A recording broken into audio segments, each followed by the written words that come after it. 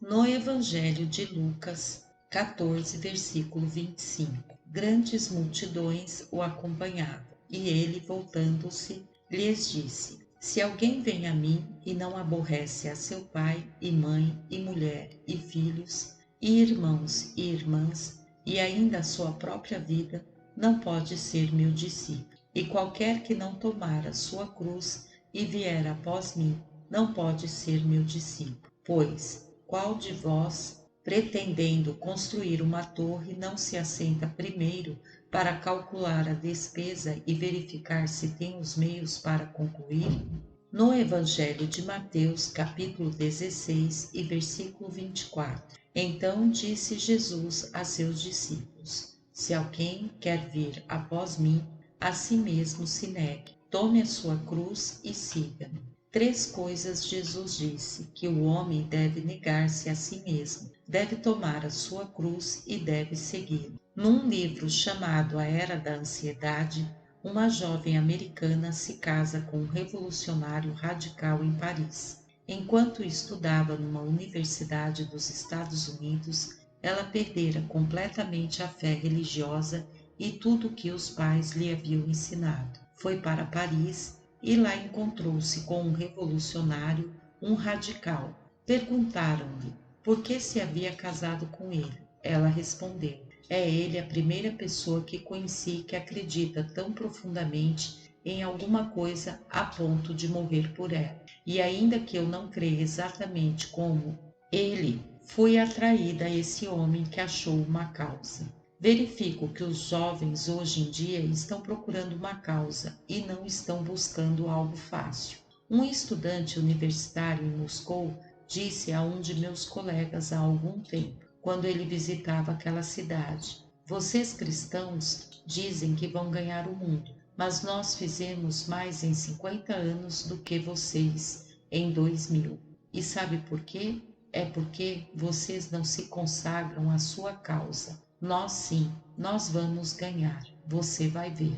Tenho uma carta que o jovem estudante radical escreveu à sua namorada. Vocês gostariam de ouvi-la? Eis o que ele disse: Nós radicais temos um alto índice de baixas em nossas fileiras. Nós é que somos fuzilados e enforcados, e sediciados, e aprisionados, e injuriados, e ridicularizados, e despedidos de nossos empregos, e de muitas outras formas somos colocados nas situações mais constrangedoras. Uma certa porcentagem dos nossos são mortos. Nós, radicais, não temos tempo para ir a cinema ou concertos. Temos sido acoimados de fanáticos e somos. Nossas vidas são dominadas por um grande fator que sobrevela a luta pela revolução. Nós, radicais, temos uma filosofia de vida que dinheiro nenhum pode comprar. Temos uma causa pela qual lutar, um propósito definido na vida, e subordinamos nosso eu insignificante a um grande movimento de humanidade. E se nossa vida pessoal parece difícil ou o nosso eu parece sofrer por subordinação à causa, então somos fartamente compensados pelo pensamento de que cada um de nós está fazendo a sua pequena contribuição para a formação de um mundo melhor.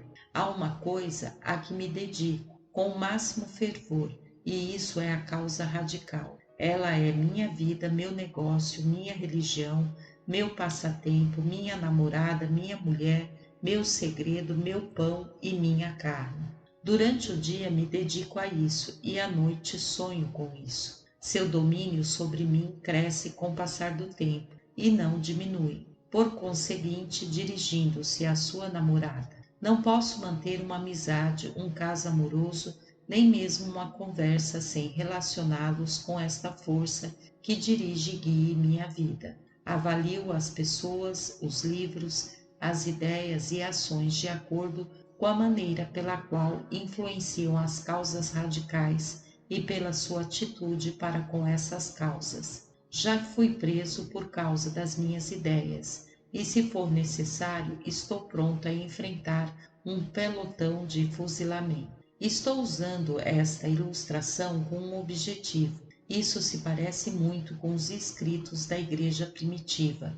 Este era o tipo de dedicação a Cristo que um grupo de jovens revolucionários revelou há 2000 anos, quando saíram a campo para transformar o mundo com amor ao invés de ódio. Jovens que haviam consagrado suas vidas a uma pessoa chamada Jesus, o qual eles criam haver ressuscitado dentre os mortos, e eles estavam prontos a morrer por sua causa. Algures, nesse espaço de tempo, perdemos a significação do discipulado, perdemos o significado do que realmente quer dizer seguir a Jesus Cristo. E eu creio que o que estamos vendo acontecer nas universidades hoje está começando a nos ensinar algo sobre dedicação e o que pequenas minorias podem fazer se consagrarem a uma causa. E quando se chega à Bíblia, ao Antigo e ao Novo Testamento,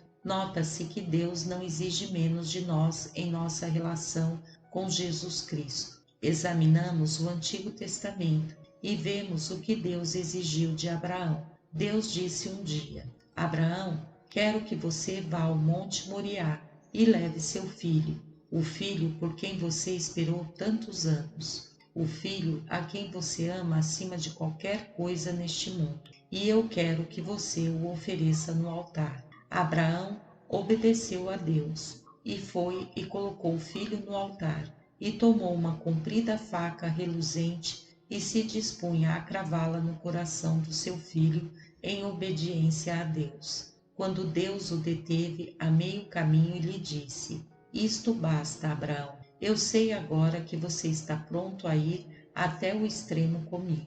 Ou então, considere Moisés. Ele era o filho adotivo da filha do faraó. Era possivelmente o herdeiro do trono do Egito. Poderia ter se tornado talvez o imperador e governar o maior império do mundo de então. Possuía todas as riquezas e toda a glória de todo o poder que um homem poderia ter, mas deliberadamente voltou suas costas a isso para sofrer com o povo de Deus. Deus exigiu que Moisés renunciasse a tudo para que pudesse ser usado, e então Deus o colocou nos confins do deserto para ali estudar, orar e para crescer e aprender. Veja José, foi vendido por seus irmãos e teve de ir para o Egito como um estranho.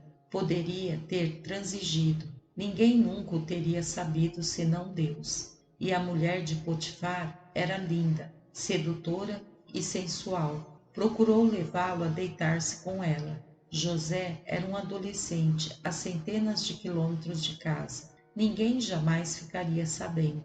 Ele ainda que poderia ter galgado posições no reino se tivesse o favor da mulher de Potifar, mas recusou-se. Deixou seu manto nas mãos dela, quando ela o agarrou. Com isso ganhou a prisão e a sentença de morte. Deus estava provando a fidelidade daquele jovem. Temos também Daniel. Disseram-lhe: Daniel, chega de oração na Babilônia. Se você continuar, vai para a cova dos leões. Daniel orava 3 vezes ao dia e cria e confiava em Deus. Embora fosse o primeiro-ministro do país, atiraram-no na cova dos leões, e Daniel não sabia que Deus ia fechar a boca dos leões. Deus o estava chamando a pagar o preço mais elevado, e ele esteve disposto a fazê-lo. O apóstolo Paulo, portador da mensagem de Cristo, na igreja primitiva, disse em 2 Coríntios capítulo 11: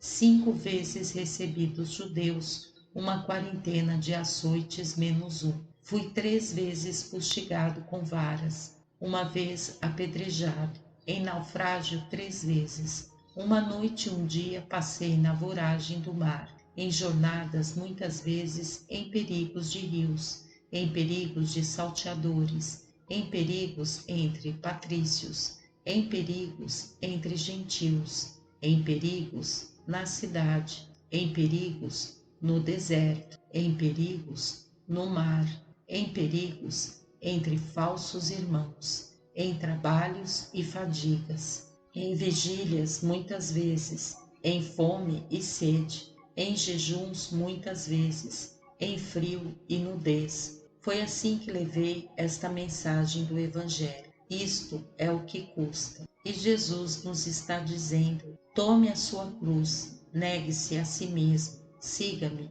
e poderemos transformar o mundo. E ele deu o exemplo. Nós buscamos as riquezas, mas ele, que era rico, se fez pobre por amor de nós, para que pudéssemos nos tornar ricos. Buscamos o conforto, mas as raposas têm seus covis e as aves do céu ninho, mas o Filho do Homem não tem onde reclinar a cabeça. Buscamos o favor dos outros, mas ele foi desprezado e rejeitado pelos homens. Procuramos fugir do sofrimento, mas ele foi ferido pelas nossas transgressões. Ele foi moído pelas nossas iniquidades. Nós somos egocêntricos, mas ele disse: eu entrego minha vida pelos outros. Ele se concentrou nos outros. Cristo o ensinou.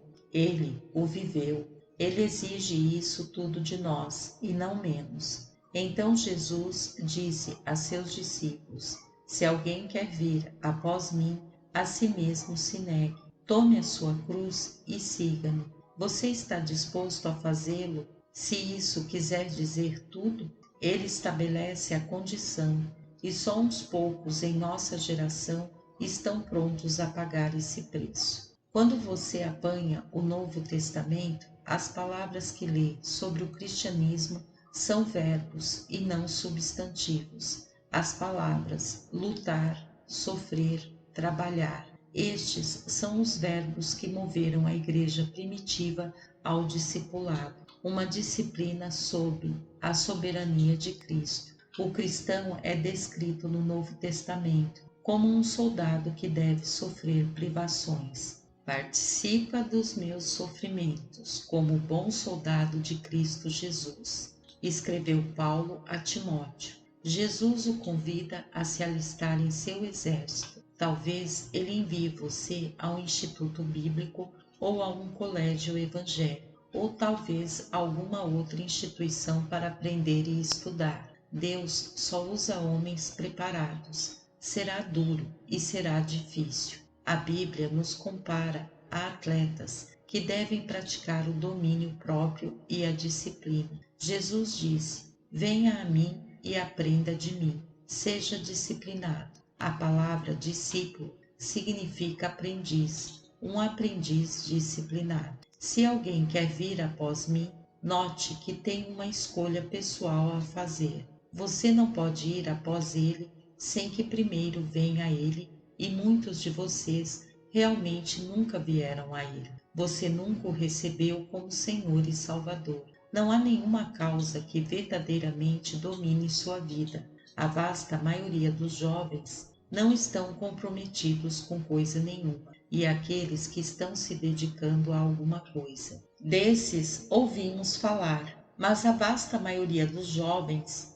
não estão comprometidos. Estou pedindo-lhe que se comprometa com a maior causa de todas, a causa de Cristo. E se milhões de jovens podem marchar na China por Mao Tse-tung, devemos ser capazes de marchar por Cristo. E se eles se dispõem a decorar os escritos e as máximas de Mao naquele livrinho vermelho, devemos estar dispostos a estudar a Bíblia e decorar passagens de modo que ela se torne uma espada em nossas mãos. Neguemo-nos a nós mesmos, diz ele. Como é que você se nega a si mesmo? Que quer dizer isso? Quer dizer negar-se um refresco, negar-se alguma bebida ou em relação ao sexo? Que quer isso dizer? Quer dizer que você nega o eu. É o oposto do egoísmo. Significa que o amor deve dominar sua vida. Amor a Deus? Amarás o Senhor teu Deus de todo o teu coração, de toda a tua alma, de todas as tuas forças e de todo o teu entendimento. E amarás o teu próximo como a ti mesmo. Você nega a si mesmo. Você coloca Deus em primeiro lugar, os outros em segundo e a si mesmo em último. Mas isto quer dizer algo ainda mais profundo. significa a negação de todas as tentações que vêm ao jovem moderno. Ninguém pode seguir a Cristo e ter relações sexuais fora do casamento. Significa negar-se a si mesmo até no terreno da comida. Você se torna temperante no comer e no beber, porque a Bíblia tem muito a dizer quanto à glutonaria. Significa a negação de prazeres pecaminosos, prazeres ilícitos. Você sabe que eles são ilícitos. Significa a negação do orgulho intelectual e religioso, que é ilícito. Há um certo tipo de orgulho de realização que é ilícito. Há um certo grau de ambição que é lícito. Mas se a ambição é para exaltar-se e glorificar-se a si mesmo, então é ilícita. Esse texto indica a negação desse desejo de ser alguém importante, de ser reconhecido e admirado. Significa que você não pode passar de largo pelo seu próximo necessitado, como o homem rico passava por Lázaro. O pecado dele não foi o de jogar pedras em Lázaro. Ele não lhe dava pontapés ao passar. Ele simplesmente o ignorou. Isto quer dizer que você se torna um não conformista.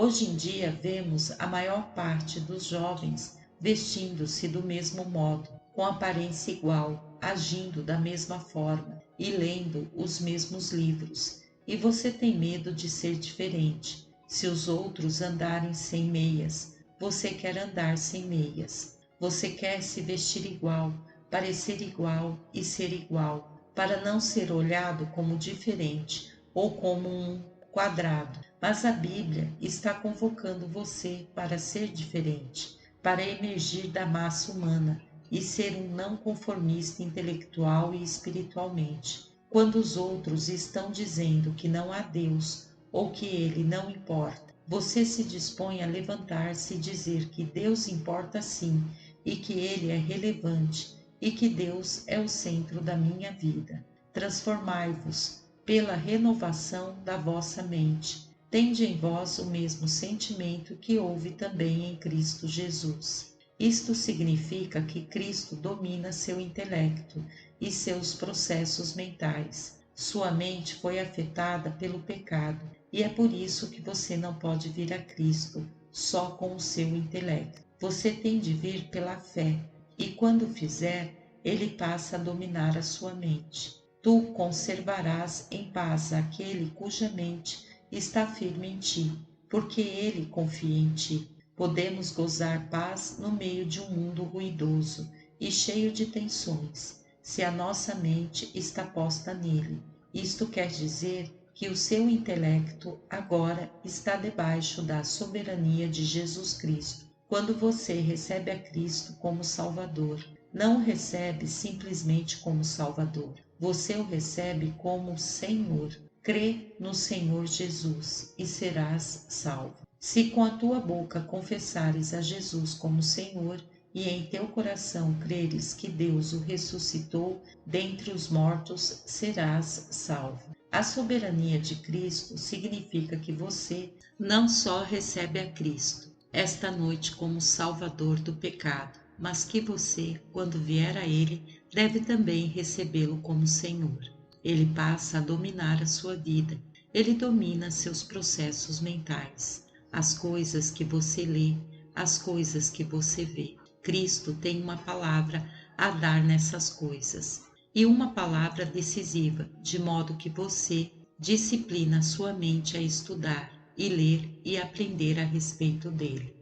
Também você não se deve conformar fisicamente. Quando você recebe a Cristo, seu corpo se torna o templo do Espírito Santo e seu corpo é apresentado como um sacrifício vivo a Deus. Suas mãos se tornam as mãos dele. Seus olhos não podem olhar para as coisas que o desagradariam. Você quer que ele veja através dos seus olhos alguma das coisas que você contempla hoje? Nossos ouvidos, nossos pés, nosso corpo inteiro submisso ao domínio de Cristo. Não nos devemos conformar com este mundo sob o aspecto religioso. Não vivemos pela definição do mundo sobre o que significa ser religioso. O povo, no tempo de Isaías, era muito religioso, mas Deus disse: não continueis a trazer ofertas vãs. O incenso é para mim abominação, e também as luas novas, os sábados e a convocação das congregações.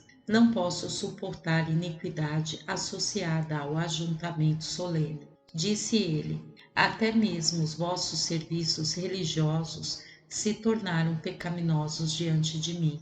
Não os suporto. Ser religioso tem hoje um sentido, mas ser cristão tem um sentido diferente. Você dirá: venho de um lar cristão e recebo influência cristã. Frequentei a igreja a minha vida toda. Pois bem, isso me torna um cristão.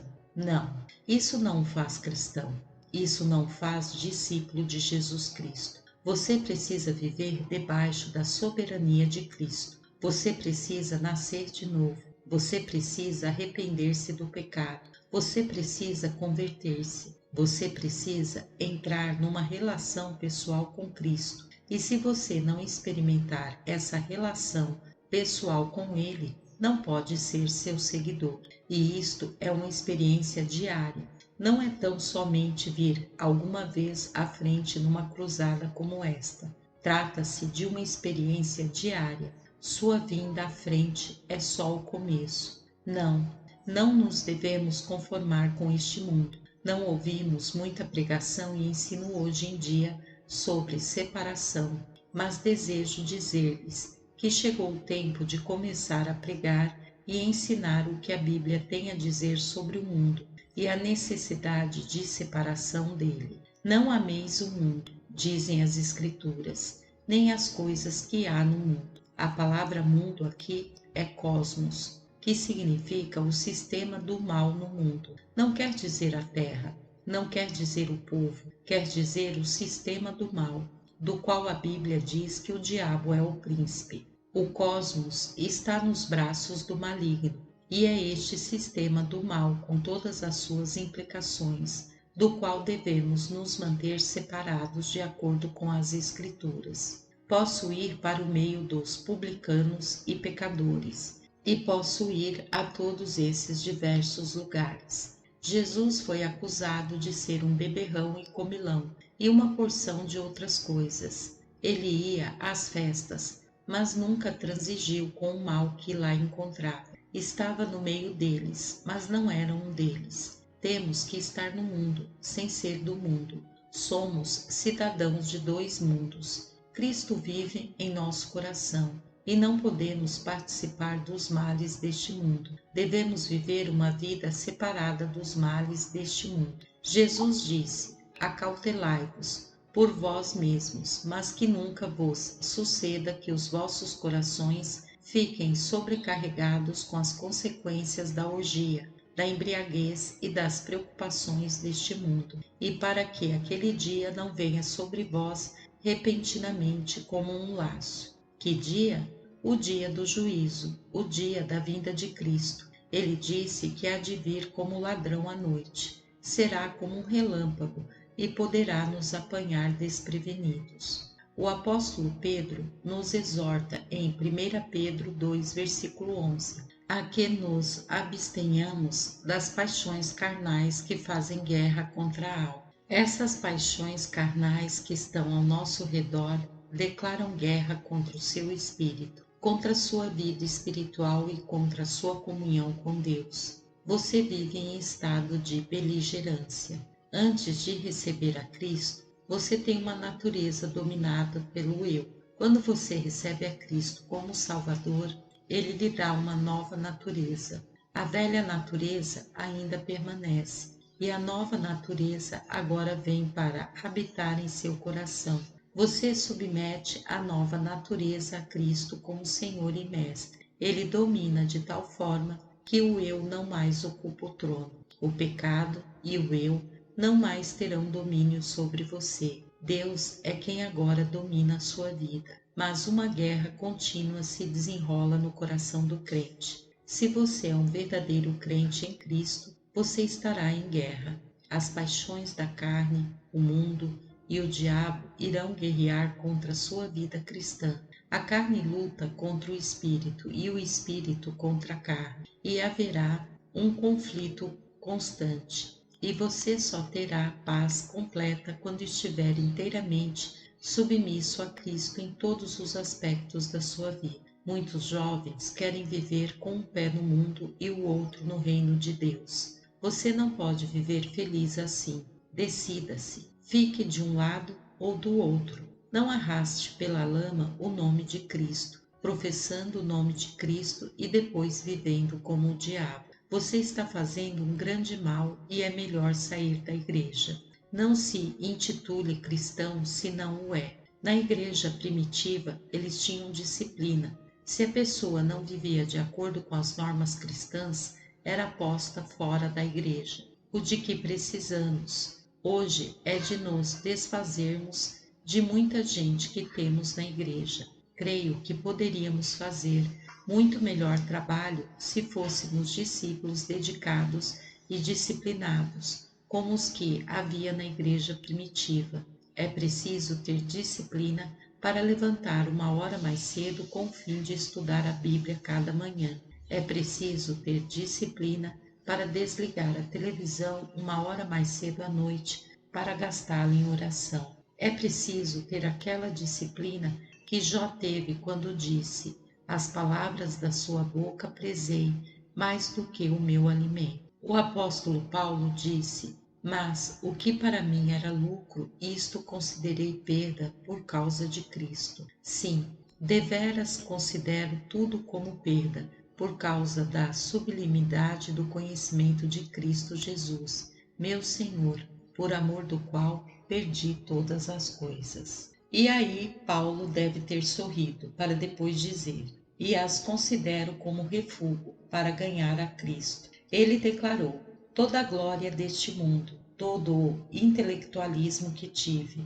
todo o dinheiro que poderia ter, de tudo abri mão alegremente. É lixo comparado com o que achei em Cristo. Como diz Paulo ainda: as coisas antigas já passaram, eis que se fizeram novas. O mundo todo se torna novo e Cristo domina nossa vida e nosso pensamento. Chegou o tempo de convidar os jovens a seguir a Jesus Cristo, mesmo que isto queira dizer sofrimento, porque é isto que segui-lo significa e é isto que conta. Há alguns anos, um homem ia para o Oceano Ártico. Creio que foi Jack Layton. Colocou um anúncio num jornal, porque não podia conseguir voluntários, no qual dizia: pagaremos muito pouco, a empresa será difícil e acidentada, e você poderá morrer. Sabem que ele teve o maior resultado que um anúncio jamais obteve no jornal? Os jovens querem ser desafiados. Eles querem algo duro e difícil, e isto é o que Jesus oferece. Ele não oferece um passatempo, e sim sofrimento. Ele oferece uma cruz. Ele oferece a morte, mas a recompensa é fabulosa. Vida eterna, paz e alegria aqui, um poder sobrenatural para amar seus amigos e o seu próximo. Um novo poder para ajudar o mundo em que vivemos, transformando-o num mundo melhor. A si mesmo, se negue e tome a sua cruz. Que queria ele dizer por uma cruz? Ela é voluntária. Você tem livre escolha. Você não tem de tomá-la, se não desejar fazê-lo. Não se trata da cruz de castigo pelo pecado. Somente Cristo poderia carregá-la. Não é uma cruz de ouro, marfim ou prata. Não é pobreza ou doença. Não são as aflições da vida. Não é o fardo que você leva. A cruz de Paulo não era o espinho que ele levava na carne. Que quis Jesus dizer quando afirmou: tome a sua cruz? A cruz naquele tempo era o meio pelo qual os criminosos eram executados. Seria como se eu dissesse aqui: tome a sua cadeira elétrica e siga-me. Vocês haveriam de rir, pois foi isso que fizeram nos dias de Jesus. Na verdade, a maior parte do povo se afastou e não mais o seguiu. Disseram eles: nós não sabíamos que ele ia para a cruz. Só um punhado permaneceu com ele, mas que punhado! Dentro de pouco tempo, transformaram o mundo. Jesus disse: se vocês vão seguir-me, terão de partilhar a comunhão da minha rejeição. Ora, todos quantos querem viver piedosamente em Cristo Jesus serão perseguidos. Em Hebreus capítulo 13 se diz: saiamos, pois, a ele fora do arraial, levando o seu vitupério. Na verdade, não temos aqui cidade permanente, mas buscamos a que há de vir, levando o seu vitupério. Isto significa voltar para sua casa, para o meio dos seus amigos e colegas, para sua escola e dizer: Cristo, a vida velha acabou para mim. Vou viver uma vida nova. Em seguida, dar meia volta e sair, levando o vitupério de Cristo, sem saber quando um punhal poderá ser cravado nas suas costas ou uma bala na sua cabeça. É isso que Deus está convocando todos nós a fazer a nosso modo, em nosso próprio ambiente, viver para Cristo, mesmo que se tenha de ficar sozinho. Você poderá ser o único em sua comunidade ou em sua escola, como Noé em sua geração. Ele foi o único. Houve um indivíduo que veio a Jesus e queria segui-lo, e Cristo lhe disse: Jovem, você já calculou o preço? Jesus disse: vai custar-lhe tudo. O jovem respondeu: bem, Senhor, eu quero segui-lo, mas não posso dar de mão a tudo. Jesus respondeu: nesse caso, nada feito. E ele perdeu aquele jovem. O jovem foi embora triste. E eu quero dizer-lhe que se você não está disposto a ir até o fim por Jesus Cristo e entregar-lhe tudo o que tem, não será considerado um seguidor dele. Mas se você quiser que ele domine sua vida e que ele seja seu Senhor e Salvador, vou pedir-lhe que o receba. Você está pronto a seguir Cristo numa vida disciplinada, numa vida de oração, de estudo da Bíblia, uma mente disciplinada, uma língua crucificada, remindo o tempo?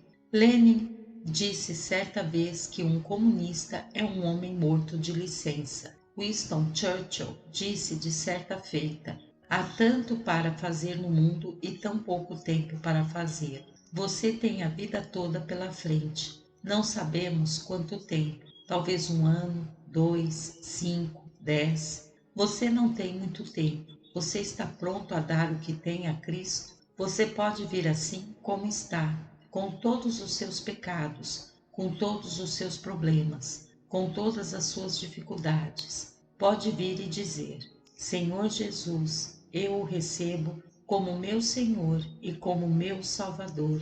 Desejo ser um seguidor seu. Desejo ser um verdadeiro discípulo. Amém. Graça e paz, irmãos.